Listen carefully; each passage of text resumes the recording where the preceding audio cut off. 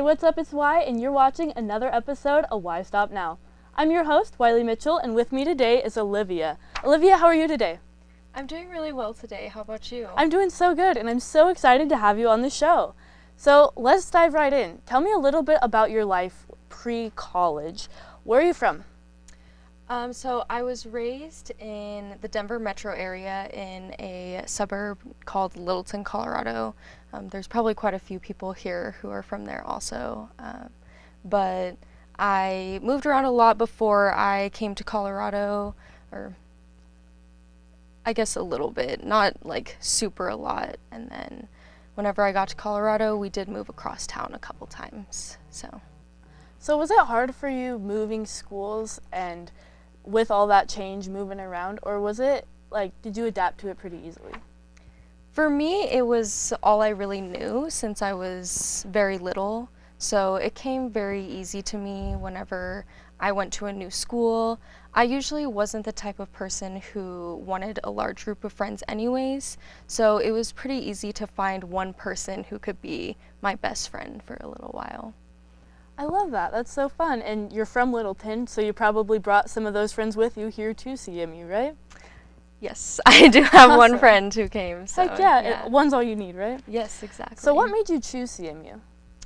I chose CMU to be completely transparent because they offered me the most scholarship money, so it was the cheapest option for me to attend CMU. That's awesome. And how many years have you been here? I've been enrolled at CMU for 3 years. I spent almost a year out of the country, but for 3 years, so this is my senior and final year here. And what major are you in? What are you doing? Sorry, that was worded poorly. No worries. I'm in international business. That's so cool. So what would you like to do with that? My dream is to travel to other countries and see what businesses are doing for environmental sustainability. And I really saw while I was in Japan that America is the best country that I know, especially in terms of business. So trying to bring some of those practices back to the US and incorporate them in the business model that is standing currently. I love that when people find what they're passionate about to better themselves or to better the environment, to better others, and they kind of take that under their reign and take control of it. And I just love that. I think that's so cool. So when you traveled to Japan to go look at that, let's talk about Japan. How long have you known that you want to study abroad? Ever since I found out it was an option, that's when I decided I wanted to do it. But a time marker that I have is whenever I was communicating with my advisor for CMU when I was still in high school, considering going, I had to make sure that there was an option to study abroad in Japan before I committed to attending CMU. Well, I think it's awesome that they had that program and that you were able to use it. So you went to Japan. Tell me a little bit about it. Like, what part did you go to? What did you do while you were there? Absolutely. So for 6 months of my time there, I was in Okinawa, Japan. So there I was taking classes at a Japanese university called University of the Ryukyus. So I was in a program where I was taking mostly English classes, which was really nice, but for most of my mornings I was taking an intensive Japanese course to be able to learn the language, because that was a big part of it.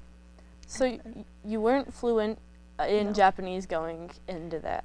Was that such a huge shock in just like hearing nothing but Japanese for so long while you were there, or did you kind of get used to it after a while?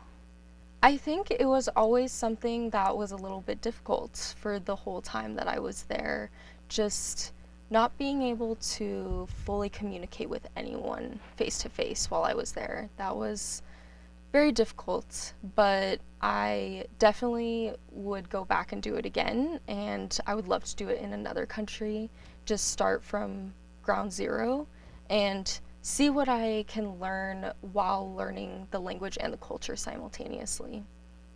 So if you could go back, would you have, or say if you were to go to another country, would you learn the language a little bit better and try to learn more about the culture before going? Or were you happy kind of just diving right in?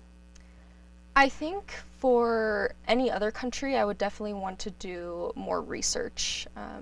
I spent a very little amount of time in Taiwan while I was over there, and I definitely did more research going there.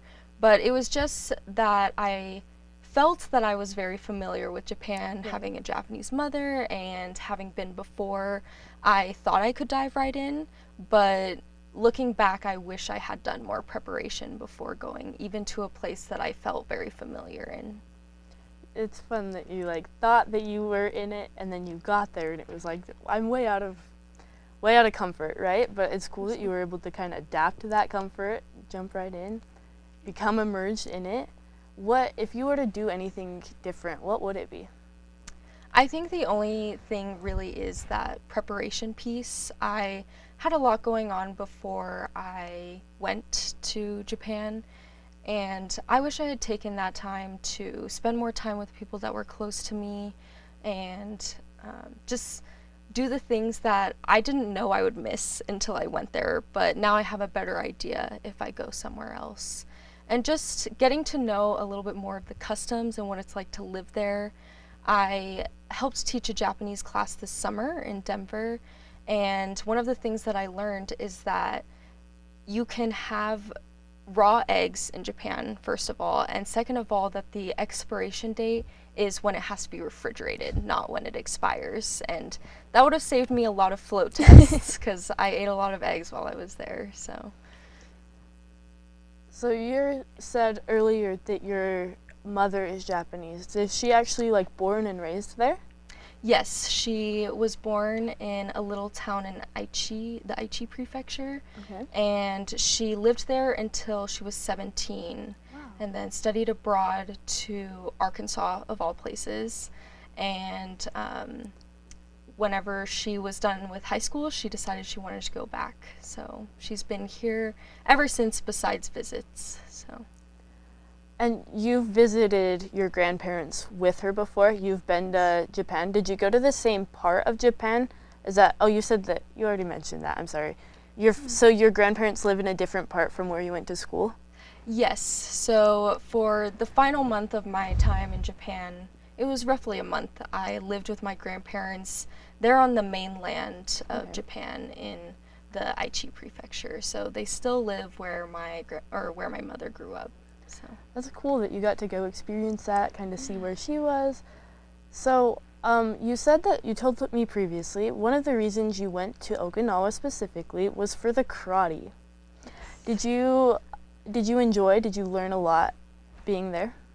Absolutely. It was awesome to go somewhere where no matter where you went for karate, it was good karate, and it's from the source, so It was very genuine. And even though I didn't spend the majority of my time training in my style, I got to learn another style, and that was just something that I had always dreamed of doing anyways, was learning another style, but it's very niche, and knowing that it was directly from the source was amazing. Right. So that is cool.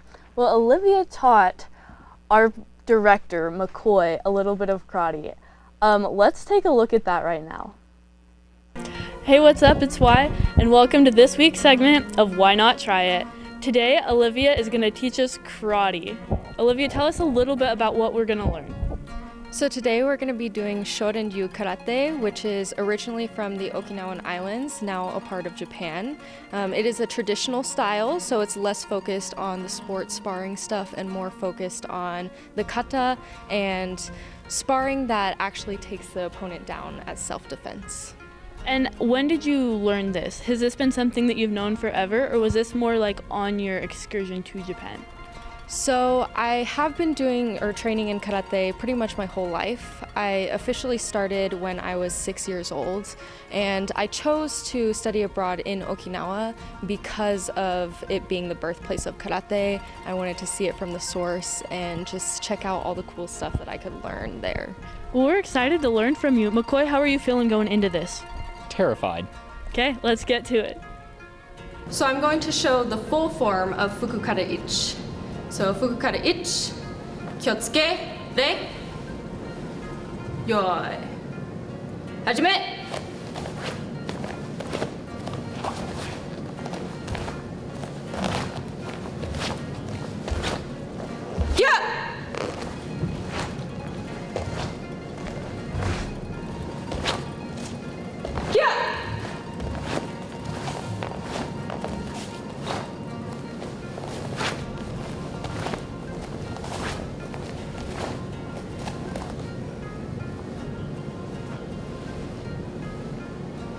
Thank you.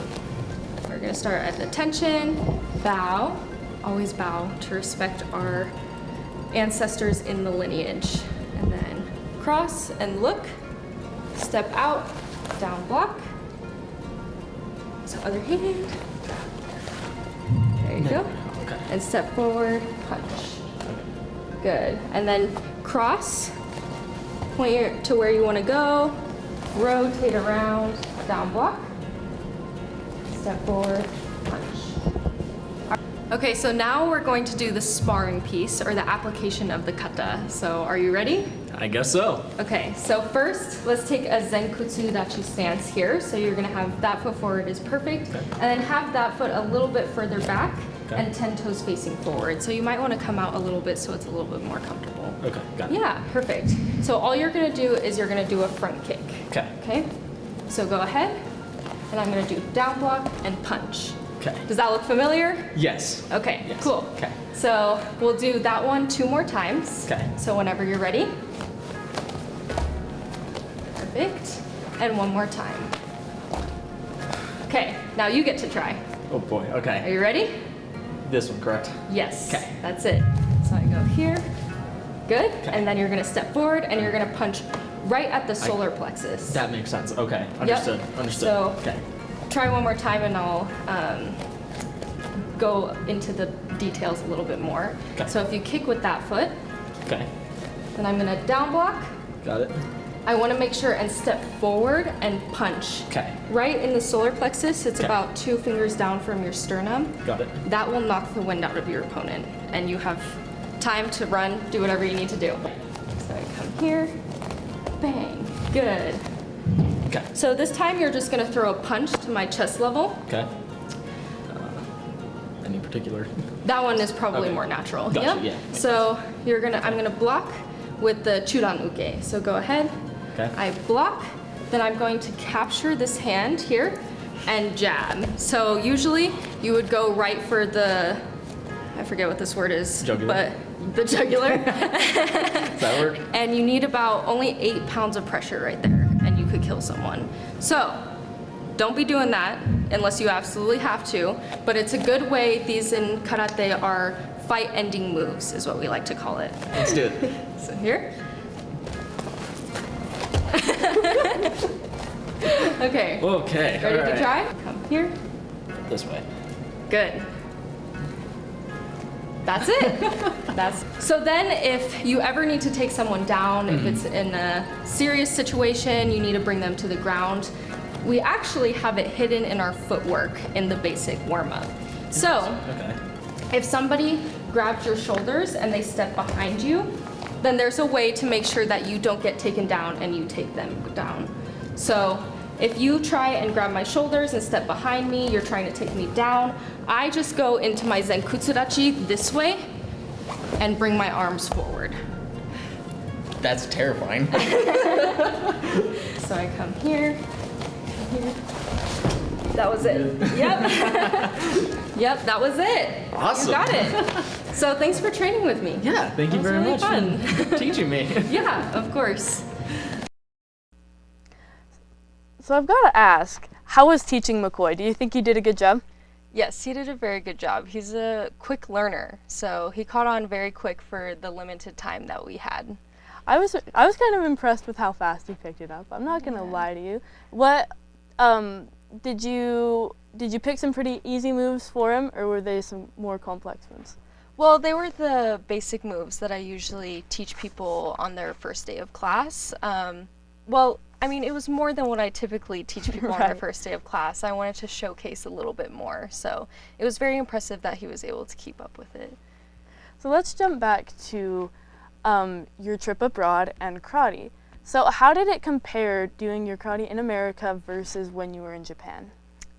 The karate in America and Japan, they just have different focuses, really.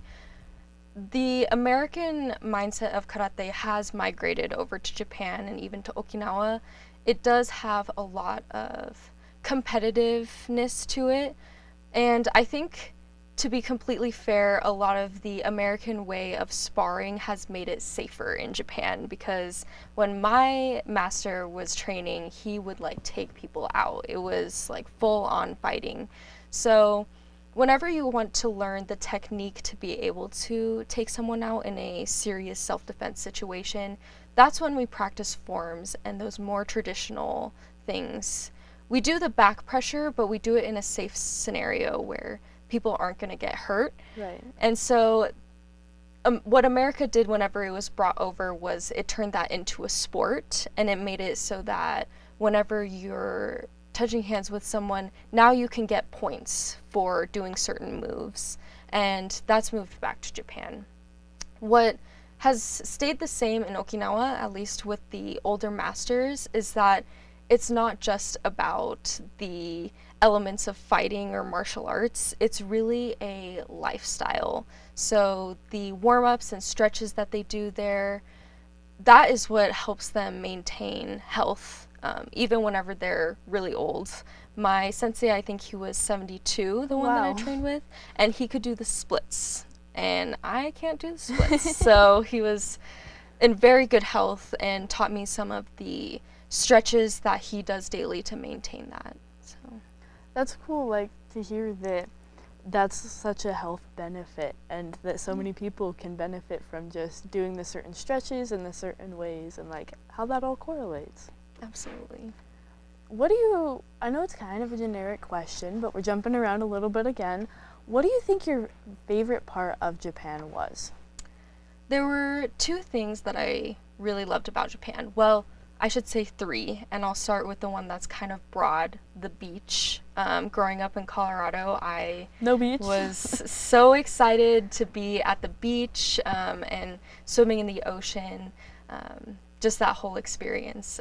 But on a deeper note, the thing that I really loved about my experience in Japan was that I got to interact with so many other international students from around the globe.